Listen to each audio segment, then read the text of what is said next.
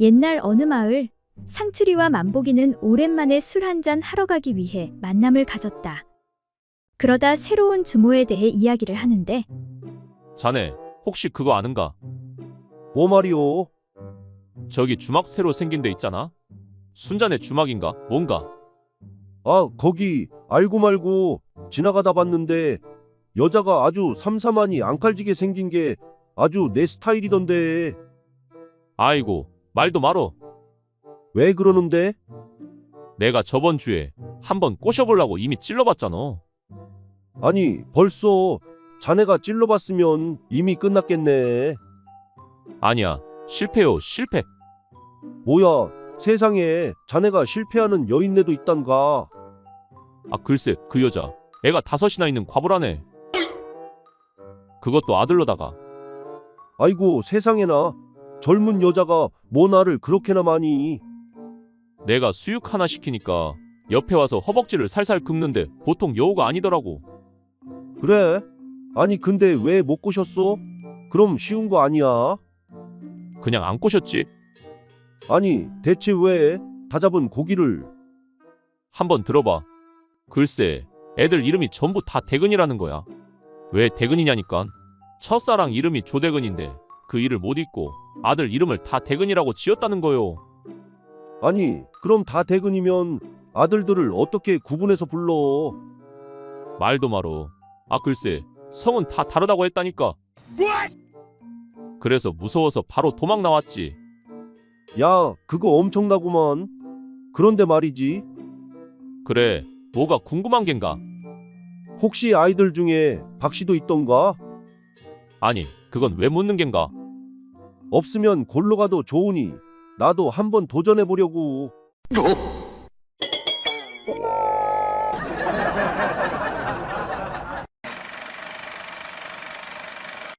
결혼한 지 10년이 넘도록 아이를 갖지 못하는 부부가 있었다. 남편은 고민 끝에 용하나는 무당을 찾아갔다. 하지만 무당은 방법이 없다고 하였다. 방법이 없다. 없어. 제발 좀 도와주십시오. 남편이 간절히 부탁하자 무당은 방법이 있긴 하지만 사악한 신에게 부탁해야 하기 때문에 저주받은 아기가 태어날지도 모른다고 하였다.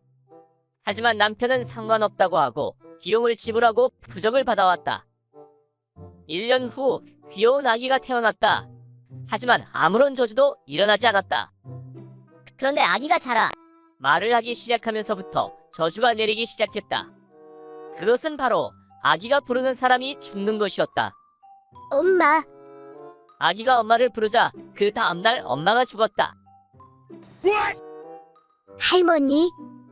아기가 할머니를 부르자 그 다음날 할머니 역시 죽었다. 아빠는 저주받은 아기가 너무나 두려웠다. 그래서 아기를 뒷산에 버리기로 결심했다. 아기를 보자기에 싸서 산에 버리고 내려가려는데 순간 아기가 아빠. 라고 하는 것이었다. 순간 아차 싶었지만 아빠는 어차피 자신의 욕심 때문에 일어난 일이라고 생각하고 운명을 받아들이기로 했다. 그러나 다음날 아침 아빠는 죽지 않고 일어났다. 어라, 어떻게 된 거지? 내가 살아있네? 살아남은 아빠는 가족들의 목까지 열심히 살아야 되겠다고 생각했다. 그리고 밭일을 하기 위해 집을 나섰다. 그런데 그때 갑자기 옆집 아줌마의 원통한 통곡 소리가 들려왔다. 아이고 여보, 어제까지 멀쩡하던 사람이 갑자기 왜 죽어?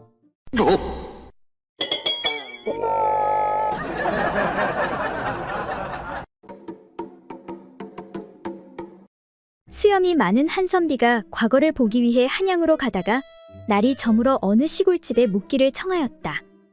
주인장 계시오.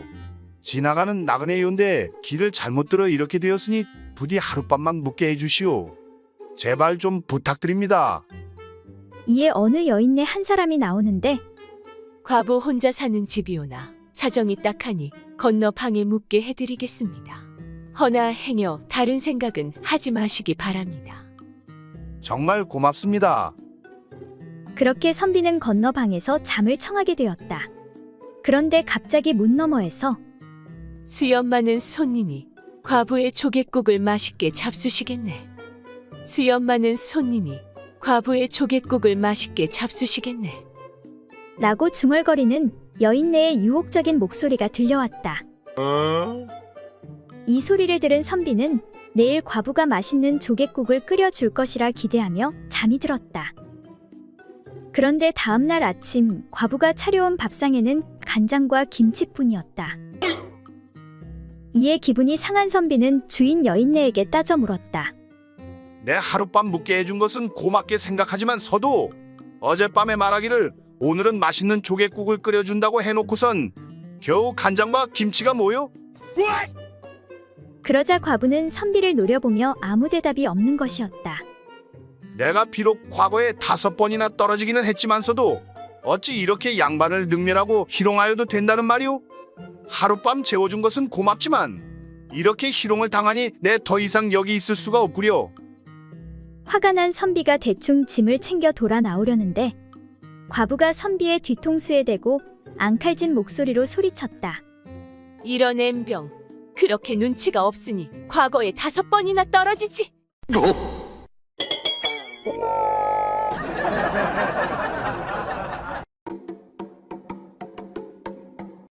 옛날 어느 마을에 부잣집 딸 옥순이와 그 집 머슴인 칠복이는 서로 좋아하는 사이였다. 둘은 서로를 마음에 품고 있었지만 결국 신분 차이를 극복하지 못하였고, 그러던 어느 날 옥순이가 혼례를 앞두게 되었다. 아씨, 시집 안 가면 안 되나요? 그게 어디 내 뜻대로 되겠니? 너도 우리 아버지 성격 잘 알잖니? 나도 너무 힘들구나. 아씨를 참말로 사랑했습니다요. 다음 생에는 꼭 부부가 되어 다시 만나자고요. 칠복아, 우리 그냥 멀리 도망갈까? 안 돼요. 그러다 잡히면 아씨는 혼나고 끝나지만 저는 멍석말이 당해 병신될 게 뻔하구만요. 그때 마침 별똥별이 떨어지는데 아씨, 별똥별이에요. 별똥별에 대고 소원을 빌면 소원이 이루어진대요. 그렇게 둘은 소원을 빌게 되었다. 우리 아씨 평생 결혼 못하게 해주세요. 아씨, 무슨 소원을 빌었어요? 글쎄, 나는 칠복이 내 소원이 이루어지라고 빌었지. 너는 무슨 소원 빌었는데? 아씨와 마지막으로 뜨거운 밤을 보내게 해달라고 빌었어요. 그렇게 둘은 처음이자 마지막으로 뜨거운 거사를 치르게 되었다. 그리고 세월이 흘러 50년이 지난 어느 날 야, 칠복아, 너 일로 와봐. 예, 아씨, 부르셨습니까? 내가 뒷간 청소 깨끗이 하라고 했어. 안 했어. 지나갈 때마다 냄새 나잖아. 아씨, 정말 죄송합니다. 네 놈이 개떡 같은 소원 빌어서 내가 지금까지 시집도 못 갔잖아. 넌 무덤에 누울 때까지 고생해야 해. 알았어? 이런 제기랄 그냥 솔직하게 한번 주고 시집가라고 빌걸 아주 인생 꼬였구먼.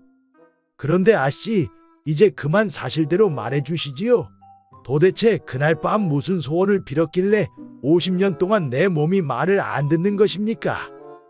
그 말에 아씨가 말하길 그거야, 네가 다른 여자 못 만나게 다시는 아랫도리를 세우지 못하도록 빌었지.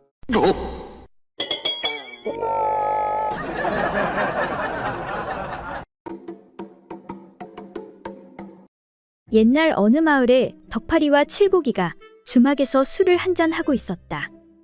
이런저런 이야기를 나누던 중 덕파리가 칠복이에게 말을 건네는데 자네 그거 아는가? 뭐 말이야? 주막주인 과부 순실댁 말이오. 이 여자가 글쎄 그렇게 안 생겼는데 아주 승부욕이 있다더군. 그래서 내기를 하자고 하면 안 빼고 한다더군. 근데 그래서 뭐? 저번에 돌쇠 녀석이 술내기 하자 해서 그날 술내기에서 이겼다더군.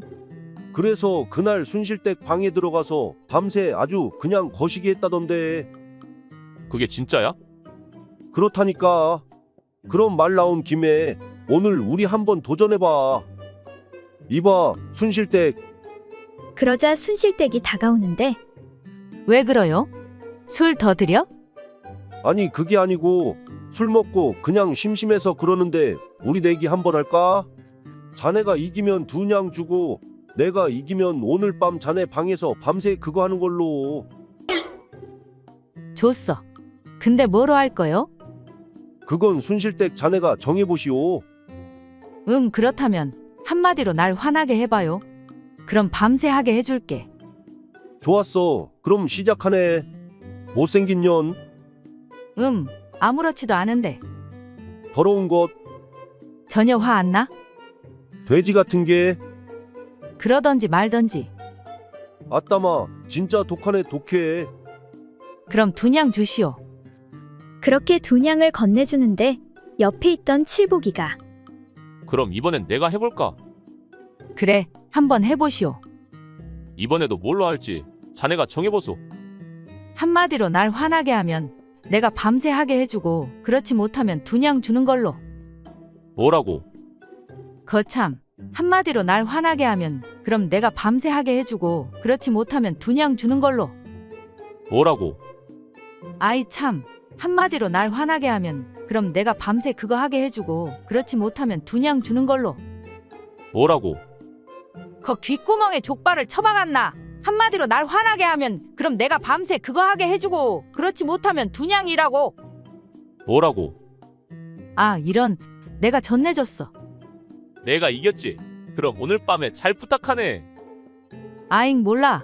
미천 단단히 가지고 와. 아니 뭐야? 돈 주고 하는 거였어? 하니 순실댁이 어이없다는 듯 뭐야? 밤새도록 노름하려면 미천이 있어야 할 것 아니야? 사실 순실댁이 승부욕이 강한 이유는 바로 노름에 환장했기 때문이라고 한다.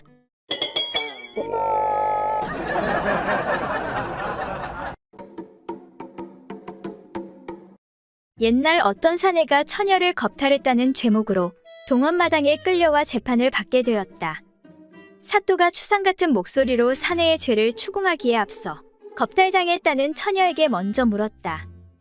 너는 주어도 숨김없이 묻는 말에 대답해야 할 것이다. 예, 사또나리. 그래, 내가 저 사내에게 겁탈당했다는 게 사실인지고? 예, 사또나리. 틀림없이 사실인 줄 아뢰옵니다. 그럼 그때 당시의 전후 사정을 숨김없이 낱낱이 아뢰도록 하여라. 예, 사또나리. 명대로 전후 사정을 말씀드리도록 하겠습니다. 처녀가 입을 열었다.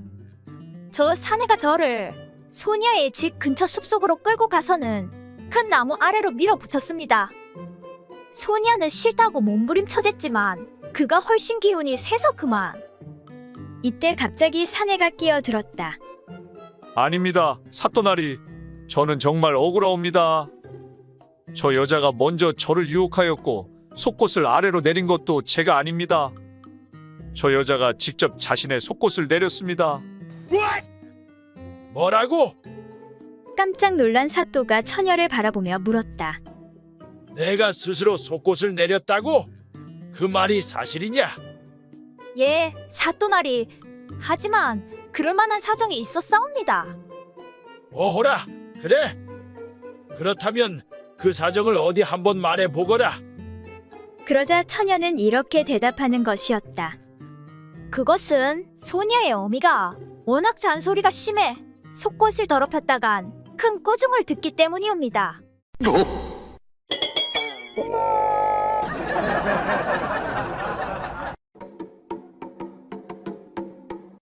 옛날 아주 더운 어느 여름날, 옷을 벗고 낮잠을 자고 있는 아버지의 그것을 딸아이가 보고 말았다. 궁금한 딸아이가 어머니에게 어머니, 저한테는 없는 아버지한테 달려있는 저것이 뭐예요? 하고 묻자 난감한 어머니가 얼떨결에 대답하기를 저것은, 그러니까 저것은 말이지, 창자라는 거다, 창자. 그 뒤로 10수년이 지난 후 딸은 몰락한 가난한 양반집으로 시집을 가게 되었다.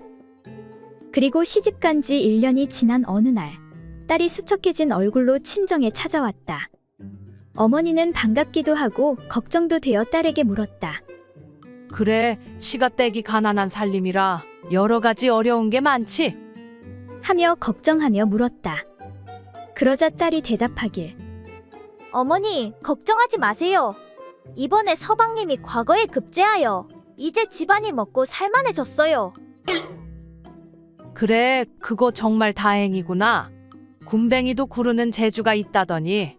그런데 얘야, 근데 너의 표정은 왜 그리 어두운 것이냐?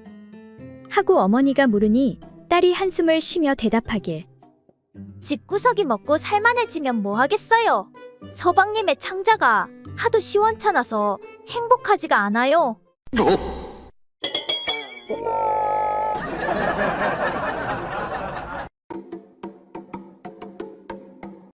옛날 한 거지 소년이 추운 겨울날에 이리저리 돌아다니며 구걸을 하고 있었다. 그러다 어느 과부가 사는 집 앞에 와서 덜덜 떨면서 주인 아주머니 계시나요? 불쌍한 거지인데 밥 좀 주세요. 그 꼴을 본 인정 많은 과부가 측은해하며 어메, 짠한 거. 얘야, 오늘은 우리 집에 와서 먹고 자고 가거라. 하면서 소년을 자기 집으로 데리고 가서는 씻기고 나서 자기가 혼자 자는 따뜻한 방에서 밥을 먹이고 같이 자게 해주었다. 그런데 과부가 밤중에 자다가 몸이 이상하게 느껴져 잠을 깨니 소년이 옷을 벗고 과부의 배 위에 올라가 속꼭 가랑이를 헤치고는 풋고추 같은 연장을 과부의 몸속에 밀어넣고서 왔다 갔다 하며 운동을 하고 있는 것이었다. 이에 놀란 과부가 두 손으로 소년의 옆구리를 꽉 붙잡으면서 꾸짖었다. 야, 이 어린 거사! 왜 내게 이런 무례한 짓을 하는 것이냐? 내일 날이 밝는 대로 관아에 고발해 내 죄를 단단히 물어야겠다. 그러자 소년은 멈짓하며 몸에 힘을 빼고 아주머니 잘못했어요. 그러면 이만 그치고 빼서 내려가겠습니다. 제발 고발하지 마시고 용서해 주세요. 하면서 슬그머니 내려가려 했다. 그러자 과부는 얼른 소년의 허리를 힘차게 끌어안고 흔들면서 말했다. 이놈아, 그렇게 내 마음대로 넣었다가 도로 빼가면 더 무서운 포도청에 고발해 볼기를 맞게 하겠다. 이 말에 소년은 작은 소리로 아주머니, 그럼 빼지도 못하고 이대로 있을 수도 없고 어찌 해야 하나요? 라고 말하자 과부가 말하기를. 이놈아, 넣었다 뺐다 하면 되지. 무슨 대수냐?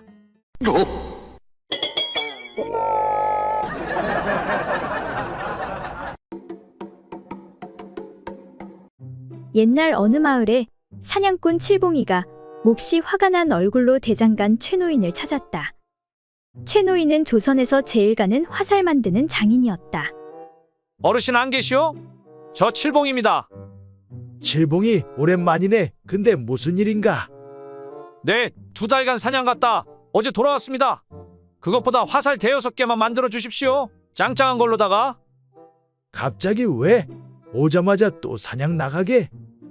그런 게 아닙니다. 거 창피하고 분해서 어디 가서 말하지도 못하겠습니다. 나한테 다 털어놔 보게. 참을인 3개면 살인도 면한다 하지 않았는가? 아, 글쎄, 사냥 갔다 집에 와보니 제 친구 팔구가 우리 집 안방에서 제 마누라랑 놀아나고 있지 뭡니까? 이런 몹쓸 친구구만. 그래서 화살로 골로 보내버리려 했는데 마침 화살이 다 떨어져 이렇게 달려왔습니다. 안 된다네. 아무리 화가 나도 살생은 안 하기로 했지 않나? 그리고 또 마누라를 닥달하니 말하기를 제가 아끼는 아우 삼식이랑도 뽕밭에서 놀아났답니다. 허허, 이런 고얀 놈 같으니라고. 그리고 제가 부모처럼 따랐던 돌쇠 형님도 제 마누라랑 물레방아에서 놀아났답니다. 그러니 제가 어떻게 참을 수 있겠습니까? 그래서 나를 찾아왔구만. 그러니 영감님, 화살 5-6개만 만들어 주십시오. 이 자식들을 골로 보내야 제 속이 풀리겠습니다. 하니 최노인이 말하길. 아니, 범인은 3명인데 화살이 왜 그리 많이 필요한가? 제가 평소 마누라의 행실을 의심하고 있어서 사냥 가기 전에 용한 의원에게 부탁해 거기에 약을 발라놨습니다. 바로 내 마누라랑 놀아난 놈은 얼마간 코가 빨갛게 되는 약입니다. 그러니 코가 빨간 놈만 찾아 골로 보내면 되지 않겠습니까? 아니, 그런데 노인장은 왜 코가 빨갛소? 원래 그렇지 않았잖소? 그러니까 무엇이냐?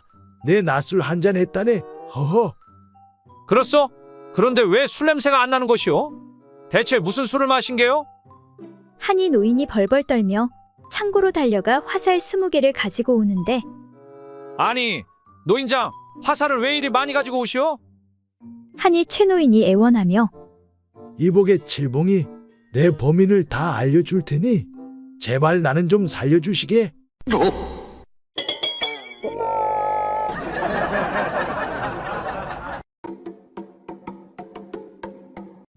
옛날 어느 마을에 어떤 부부가 있었는데 그 남편이 몹시 색을 밝혔다.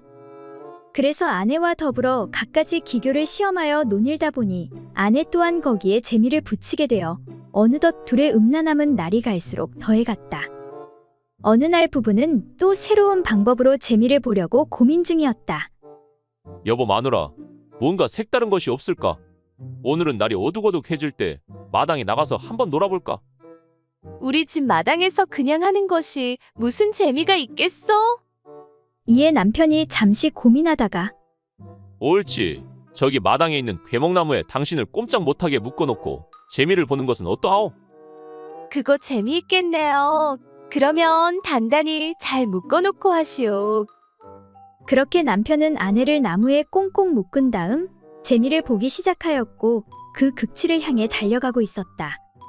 그런데 그때 어디선가 불씨 하나가 날아와 지붕에 떨어지더니 집에 불이 나기 시작했다.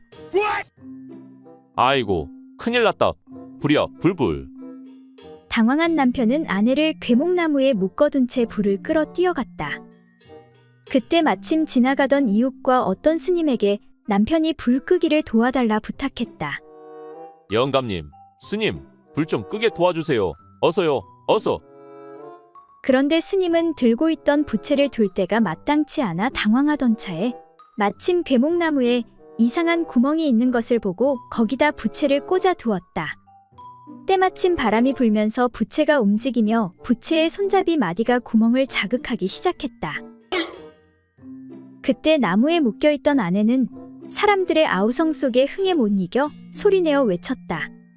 아, 바람아 불어라. 쉬지 말고 불어라. 초가상간 모두 타든 말든 제발 그치지 말고 더욱 세게 불어라. 겨우 불을 끈 남편이 그제서야 아내가 생각나 급히 괴목나무에 가보니 아내는 즐거운 표정으로 웃고 있었다. 아니, 당신은 집이 홀랑 다 타버릴 뻔했는데 뭐가 그리 좋아 웃고 있는 것이오? 바람이 불어 겨우 불을 껐잖소. 남편의 말에 아내가 답하길.